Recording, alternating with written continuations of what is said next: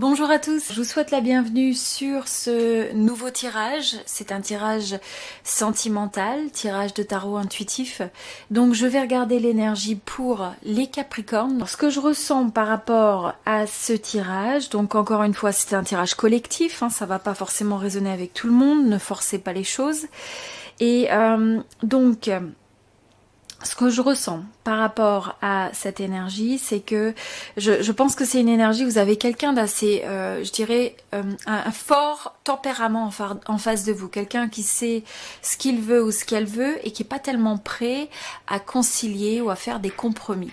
C'est quelqu'un qui va chercher à avoir le dessus sur les choses et je pense que potentiellement vous avez eu une situation, vous avez eu des situations qui ont pu amener à certaines frictions et vous de votre côté, quelque part vous avez en face quelqu'un qui veut rester sur ses positions, donc qui fait peu d'efforts, je dirais, dans sa flexibilité, et en face vous avez une énergie presque vous avez envie de vous éloigner des choses, où il y a une partie de vous quelque part qui a envie de quelque chose de meilleur, que de pouvoir arriver à amener cette relation sous un ciel plus clément, sous des conditions qui sont plus favorables.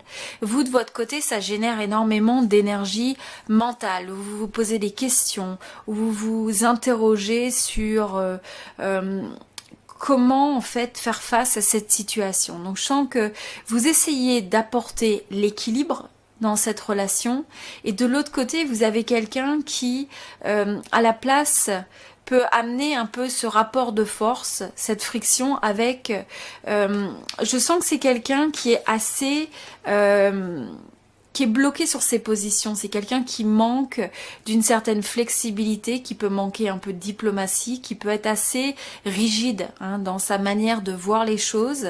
Et donc c'est my way or the highway, comme on dit. Donc c'est le fait que si ça va pas à sa manière, eh bien cette personne va essayer de maintenir cette pression, de maintenir le cap sur ce que cette personne s'attend à avoir. Et donc c'est un petit peu embêtant parce que ça manque de compassion, ça manque d'une certaine émotion. Je pense que c'est quelqu'un qui va pas toujours vouloir laisser paraître ni la faiblesse, ni la vulnérabilité. Et donc, et en même temps, c'est quelqu'un, je pense, qui sait finalement agir sur vous, vous amener à ses fins, à arriver à dominer une situation, à arriver à vous amener à faire des choses ou à considérer des choses dans une manière où il y a cette force tranquille aussi. Donc c'est pas toujours d'une manière qui est vindicative, qui est agressive, mais c'est davantage le fait de faire preuve de pression sur vous, sur la relation, mais de pas lâcher prise quelque part, jusqu'à ce que l'autre s'aligne avec ce que cette personne recherche. Donc vous, de votre côté, vous avez cette envie d'aller vers une énergie qui est beaucoup plus d'échange, de connexion, de compréhension, de joie de vivre, d'une certaine forme de légèreté. Je pense que dans cette relation, vous voyez cette personne comme étant une âme sœur, comme étant cette personne qui représente une forme d'idéal. Donc on a quand même le 10, on a l'amoureux, et on a l'impression que vous avez envie d'aller vers ça. Vous avez envie de donner cette énergie, d'investir votre énergie vers ça, mais en même temps il y a cette forme aussi, il y a un choix difficile à l'intérieur où il y a une forme de split, il y a quelque chose qui vous amène à vous poser des questions, qui vous amène à vous sentir un petit peu dans cette dualité où on a cette autre personne qui vous complémente et en même temps ce contraste qui amène énormément de, je pense, de confusion, peut-être des difficultés à choisir certaines choses, peut-être même une forme d'instabilité au niveau de cette relation, parce que ces extrêmes, en fait, vous avez chacun, vous vous renvoyez une forme de soit un comportement opposé, une personnalité différente, une manière d'approcher les choses qui sont différentes, et donc il y a cette forme de friction qui se fait, friction friction des extrêmes, friction des opposés. Et donc il faut danser d'un pied sur l'autre, et notamment surtout vous, ça vous amène à vous poser des questions, ça vous amène à peut-être changer votre approche, à vous chercher face à cette personne, à avoir une forme d'instabilité, et je pense que ça génère quand même beaucoup d'émotions.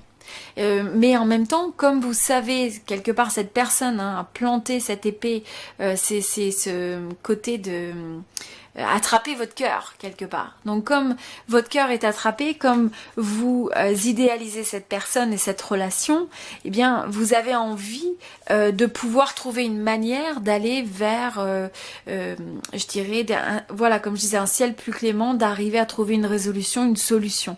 Mais malgré tout, vous êtes face à quelqu'un qui a une énergie qui peut être des fois un peu fermée, un peu rigide.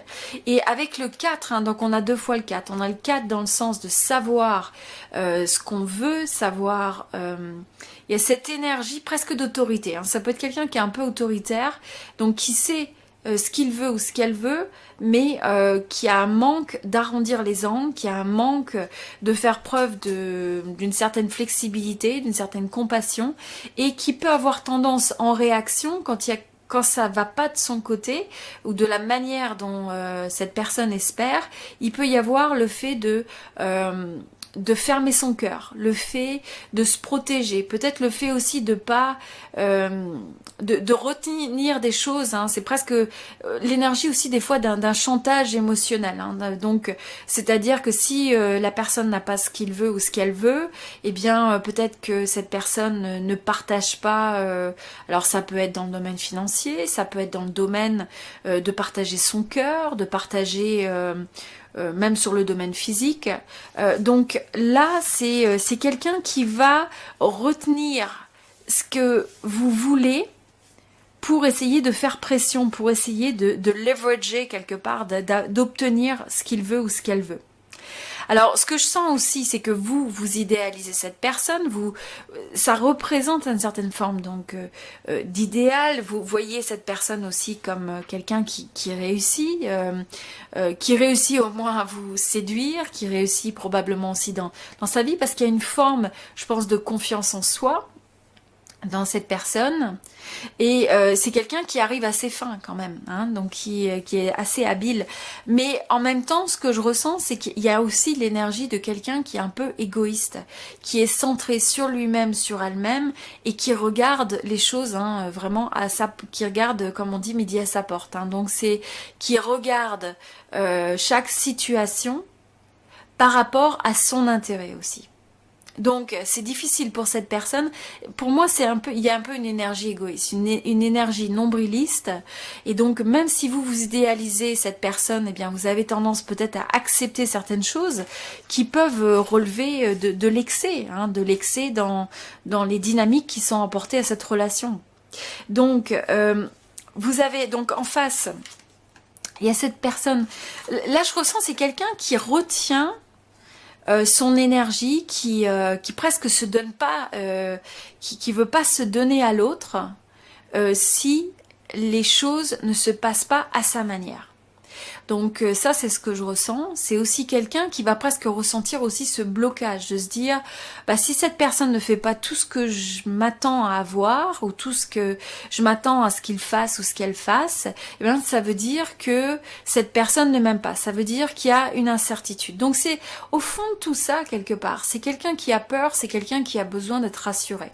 Je pense que cette personne a aussi une certaine forme d'anxiété, d'angoisse, se pose beaucoup plus de questions que ce que vous pouvez l'imaginer. Mais la différence, c'est que c'est quelqu'un qui peut être pas mal dans sa tête, mais c'est pas quelque chose qui est communiqué, c'est quelque chose qui est caché, c'est quelque chose qui n'est pas révélé. Donc je sens des énergies de choses qui ne sont pas révélées. Donc vous avez d'un côté, ça vous laisse peut-être sur une énergie un peu instable, de pas savoir sur quel pied danser, de pas savoir à quoi s'attendre. Et ce qui amène ça aussi, c'est justement que vous avez quelqu'un en face qui ne se révèle pas, qui ne dévoile pas ses sentiments, qui ne dévoile pas forcément ce qu'il pense ou ce qu'elle pense réellement, et qui ne dévoile pas une certaine forme de vulnérabilité. Donc, il y a le fait vous voyez, là, on ne se dévoile pas, on se laisse mais en même temps, cette personne est prise au piège ou prise au piège par sa propre approche. Mais vous, de l'autre côté, c'est tout l'inverse. C'est le fait que vous avez envie de vous révéler à l'autre complètement, de manière honnête, de manière intégrale. Vous avez envie de voir l'autre aussi tel qu'il est. Et vous avez ce sentiment que si chacun apportait la même forme d'honnêteté et était vraiment entier dans son approche, dans le fait de chercher des solutions, eh bien, ça permettrait justement de s'enlever de ces dynamiques qui sont de haut et de bas, qui peuvent être changeantes et donc qui sont pas très constructives forcément pour l'autre. Donc, assez intéressant comme énergie. Et donc, avec tout ça, c'est que ces deux énergies, hein, on a le 2, où chacun finalement va exprimer cette énergie du 2 différemment.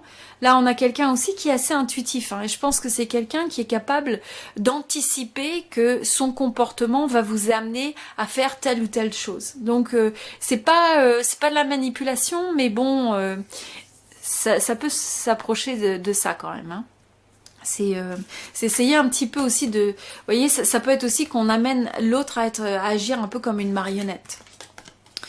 Donc, tout ça avec l'énergie générale du 5 d'épée. Le 5 d'épée, c'est que au final, ça crée des tensions, ça crée une énergie mentale où il peut y avoir aussi des mind games, hein, où il y a des jeux, où peut-être l'action, en faisant telle ou telle action, ou par le biais des mots aussi, hein, il peut y avoir le fait d'aller dans la tête de l'autre et de générer un petit peu soit la confusion, soit...